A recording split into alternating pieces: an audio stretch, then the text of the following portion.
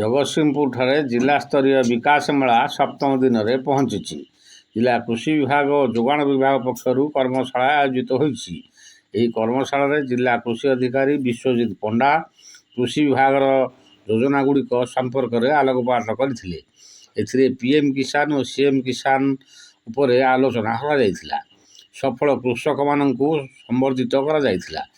ମୁଖ୍ୟମନ୍ତ୍ରୀ କୃଷି ଉଦ୍ୟୋଗ ଯୋଜନାରେ ତିର୍ତ୍ତୋଲ ବ୍ଲକର କଳ୍ପନା ପରିଡ଼ା, PM କିଷାନ ଓ CM କିଷାନ ଯୋଜନାରେ ଏରସମା ବ୍ଲକର ପ୍ରସନ୍ନ ପରିଡ଼ା, ଅନ୍ନ ଅଭିଯାନରେ ବିରିଡ଼ି ବ୍ଲକର ନିରଞ୍ଜନ ମୁଦୁଲିଙ୍କୁ ସମ୍ବର୍ଦ୍ଧିତ କରାଯାଇଥିଲା। ଜିଲ୍ଲା କୃଷି ଅଧିକାରୀ ତିର୍ତ୍ତୋଲ ବିଭୁଦତ୍ତ ସାହୁ, ଜିଲ୍ଲା ସଂସ୍କୃତି ଅଧିକାରୀ, ଜିଲ୍ଲା ମୁଖ୍ୟ କୃଷି ଅଧିକାରୀ ପ୍ରମୁଖ ଏଠି ଉପସ୍ଥିତ ଥିଲେ। ଜିଲ୍ଲା ମୁଖ୍ୟ କୃଷି ଅଧିକାରୀ କାର୍ତ୍ତିକ ଚନ୍ଦ୍ର ମଲ୍ଲିକ ସ୍ୱାଗତ ଭାଷଣ ପ୍ରଦାନ କରିଥିବା ବେଳେ ଜିଲ୍ଲା ଯୋଗାଣ ଅଧିକାରୀ ଶ୍ରୀମତୀ ସୁଜାତା ମିଶ୍ର ଧନ୍ୟବାଦ ଅର୍ପଣ କରିଥିଲେ। Bureau report, news plus Odia.